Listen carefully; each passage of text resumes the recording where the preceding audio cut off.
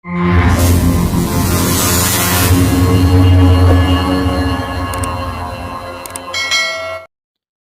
ಒಂದು ತರಗತಿಯಲ್ಲಿ GS ಶಿವರುದ್ರಪ್ಪ ಅವರು ಬರೆದಿರುವ ಭೀಮಾಲಾಪ ಪದ್ಯಭಾಗದ ಬಗ್ಗೆ ತಿಳಿದುಕೊಳ್ಳೋಣ. ಪದ್ಯಭಾಗಕ್ಕೆ ಹೋಗೋಕೆ ಮೊದಲು ಕವಿ ಪರಿಚಯವನ್ನ ನೋಡೋಣ. ಕನ್ನಡದ ಪ್ರಸಿದ್ಧ ಕವಿ, ಲೇಖಕ, ಬರಹಗಾರ, ವಿಮರ್ಶಕ, ಸಂಶೋಧಕ, ನಾಟಕಕಾರ, ಪ್ರಾಧ್ಯಾಪಕ, ರಾಷ್ಟ್ರಕವಿ ಪ್ರಶಸ್ತಿ ಪುರಸ್ಕೃತ GS ಶಿವರುದ್ರಪ್ಪ ಅವರ ಪೂರ್ಣ ಹೆಸರು ಗುಗ್ಗರಿ ಶಾಂತವೀರಪ್ಪ ಶಿವರುದ್ರಪ್ಪ. ಇವರು ಫೆಬ್ರವರಿ 7, 1926ರಲ್ಲಿ ಜನಿಸಿದರು. ಇವರ ಸ್ಥಳ ಶಿವಮೊಗ್ಗ ಜಿಲ್ಲೆಯ ಶಿಕಾರಿಪುರ. ಇವರ ಕೃತಿಗಳು ದೇವಶಿಲ್ಪ, ದೀಪದ ಹೆಜ್ಜೆ, ಅನಾವರಣ, ಅಮೆರಿಕದಲ್ಲಿ ಕನ್ನಡಿಗ, ಎದೆ ತುಂಬಿ ಹಾಡಿದೆನು, ಗತಿಬಿಂಬ, ಬೆಡಗು, ಗೋಡೆ, ಅಗ್ನಿಪರ್ವ, ಪ್ರೀತಿ ಇಲ್ಲದ ಮೇಲೆ ಇತ್ಯಾದಿ.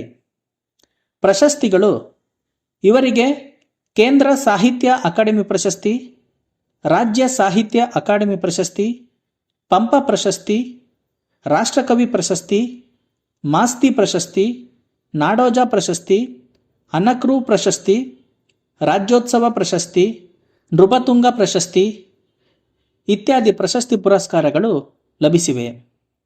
ಶ್ರೀಯುತರು ಡಿಸೆಂಬರ್ 23, 2013ರಲ್ಲಿ ನಿಧನರಾದರು. ಈ ಒಂದು ಪದ್ಯದಲ್ಲಿ ಪಾಂಡವರು ಅಜ್ಞಾತವಾಸವನ್ನು ಕಳೆಯಲು ವಿರಾಟರಾಜನ ಆಸ್ಥಾನಕ್ಕೆ ಬಂದು ಅಲ್ಲಿ ತಮ್ಮ ತಮ್ಮ ವೇಷ ಹೆಸರುಗಳನ್ನು ಬದಲಿಸಿಕೊಂಡು ಕಾಲ ಕಳೆಯಬೇಕಾದ ದುರ್ಭರ ಪರಿಸ್ಥಿತಿಗೆ ಒಳಗಾಗುವರು. ಭೀಮ ತನಗಾದ ಬೇಸರ, ಅಸಹನೆಯಿಂದ ಆತ್ಮನಿಂದನೆ ಮಾಡಿಕೊಂಡು ತನ್ನ ಒಳಗಿರುವ ದುಃಖ, ಕೋಪವನ್ನು ಪ್ರಕಟಿಸುತ್ತಾ ಆಲಾಪಿಸುವ ಸಂದರ್ಭ ಈ ಕವಿತೆಯಲ್ಲಿದೆ. ಪದ್ಯವನ್ನು ಒಂದು ಬಾರಿ ಓದುತ್ತೇನೆ. ತದನಂತರ ಪದ್ಯದ ಸಂಪೂರ್ಣ ಸಾರಾಂಶವನ್ನು ತಿಳಿದುಕೊಳ್ಳೋಣ.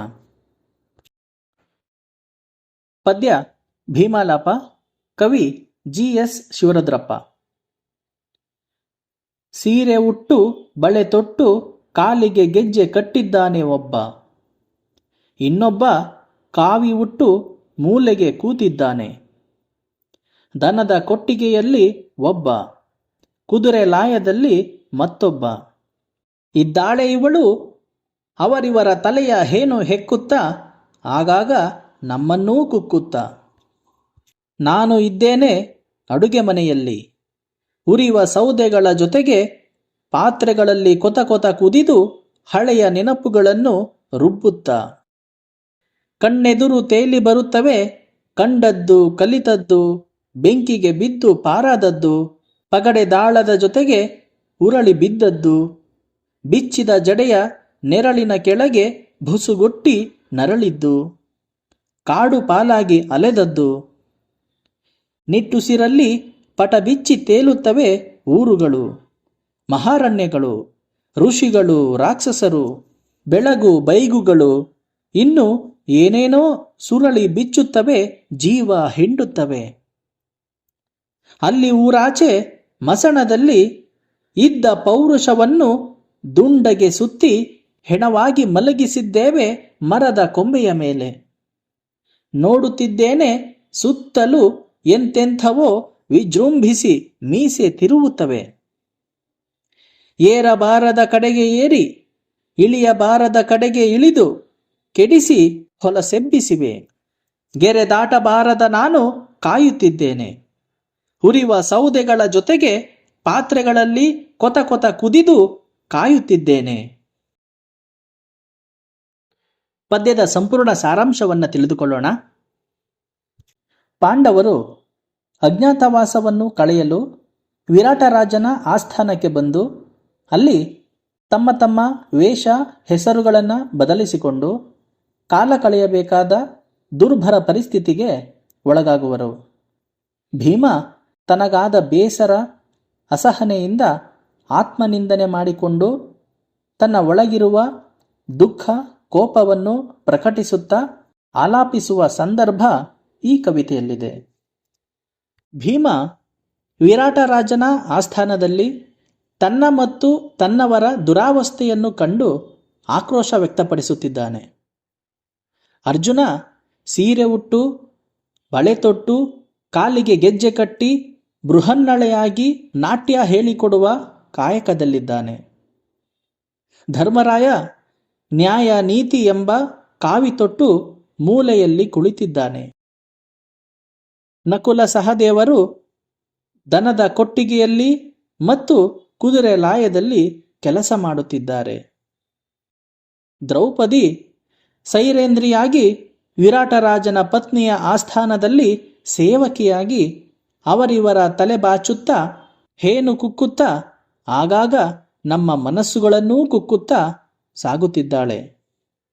ಹಾಗೆಯೇ ನಾನು ಹೆಸರಿಗೆ ಭೀಮ, ಭಾರೀ ಶಕ್ತಿವಂತ, ಎದುರಾಳಿಗಳ ಗುಂಡಿಗೆಯನ್ನೇ ಚಡಪಡಿಸುವಂತೆ ಮಾಡುವ ನಾನು ಇಲ್ಲಿ ಅಡುಗೆ ಮನೆಯಲ್ಲಿ ಉರಿಯುವ ಸೌದೆಗಳನ್ನು ಇಡುತ್ತಾ ಪಾತ್ರೆಗಳಲ್ಲಿ ನನ್ನ ಕೋಪತಾಪಗಳನ್ನು ಕೊತ ಕೊತ ಕುದಿಸುತ್ತಿದ್ದೇನೆ.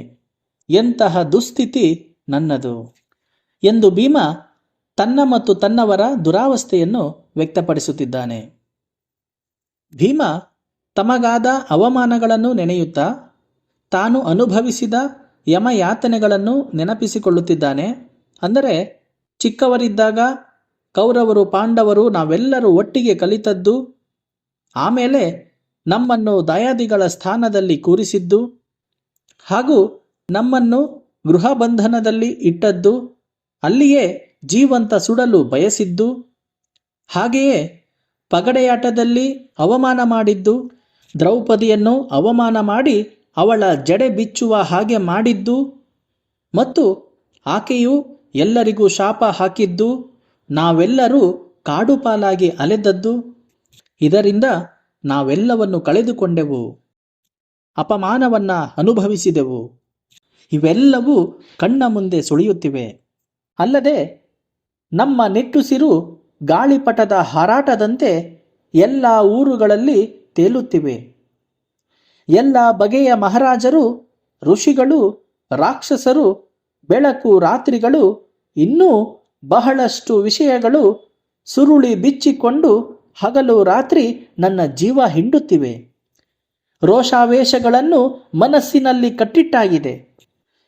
ನನ್ನ ಮನಸ್ಸು ಎಂದಿಗೆ ಸೇಡು ತೀರಿಸಿಕೊಳ್ಳುತ್ತೇನೆ ಎಂದು ಹವಣಿಸುತ್ತಿದೆ. ಅಲ್ಲಿ ಊರಾಚೆ ಮಸಣದಲ್ಲಿ ಮರದ ಕೊಂಬೆಗಳ ಮೇಲೆ ನಮ್ಮ ಆಯುಧಗಳನ್ನು ಕಟ್ಟಿ ಇಟ್ಟಿದ್ದೇವೆ. ನಮ್ಮ ಪೌರುಷವನ್ನೆಲ್ಲ ಸುತ್ತಿ ಹೆಣವಾಗಿ ಮಲಗಿಸಿದ್ದೇವೆ. ಇದನ್ನು ಕಂಡು ಹಲವರು ನಮ್ಮ ಮುಂದೆ ಮೀಸೆ ತಿರುಗುತ್ತಿದ್ದಾರೆ. ನಾವು ಏರಬಾರದ ಜಾಗಕ್ಕೆ ಏರಿದ್ದೂ ಆಯಿತು, ಇಳಿಯಬಾರದ ಕಡೆಗೆ ಇಳಿದಿದ್ದೂ ಆಯಿತು. ನಮಗಿನ್ನೂ ಅಣ್ಣನ ಮಾತಿಗೆ ಗೆರೆ ದಾಟುವ ಅವಕಾಶವೇ ಸಿಕ್ಕಿಲ್ಲ. ಹಾಗಾಗಿ ನನ್ನ ಕೋಪವನ್ನು ಪಾತ್ರೆಗಳ ಮಧ್ಯದಲ್ಲಿಯೇ ಇರಿಸಿ ಕೊತ ಕೊತ ಕುದಿಯುತ್ತಿದ್ದೇನೆ. ಅವಕಾಶಕ್ಕಾಗಿ ಕಾಯುತ್ತಿದ್ದೇನೆ. ಬರೀ ನನ್ನ ಸೋಲಿಗಾಗಿ ಗೆಲುವಿಗಾಗಿ ಅಲ್ಲ, ನಮ್ಮ ಅವಮಾನವನ್ನು ತೀರಿಸಿಕೊಳ್ಳಲು ಕಾಯುತ್ತಿದ್ದೇನೆ ಎಂದು ಭೀಮ ತನ್ನ ಮನದೊಳಗಿರುವ ದುಃಖ, ನೋವು, ರೋಷ, ದ್ವೇಷ, ಕೋಪಗಳನ್ನು ಈ ರೀತಿಯಾಗಿ ವ್ಯಕ್ತಪಡಿಸುತ್ತಿದ್ದಾನೆ. ಒಟ್ಟಾರೆಯಾಗಿ ಭೀಮ ತನಗಾದ ಬೇಸರ, ಅಸಹನೆಯಿಂದ ಆತ್ಮನಿಂದನೆ ಮಾಡಿಕೊಂಡು ತನ್ನ ದುಃಖ, ಕೋಪವನ್ನು ಪ್ರಕಟಿಸುತ್ತಾ ಆಲಾಪಿಸುವ ಸಂದರ್ಭ ಈ ಕವಿತೆಯಾಗಿದೆ.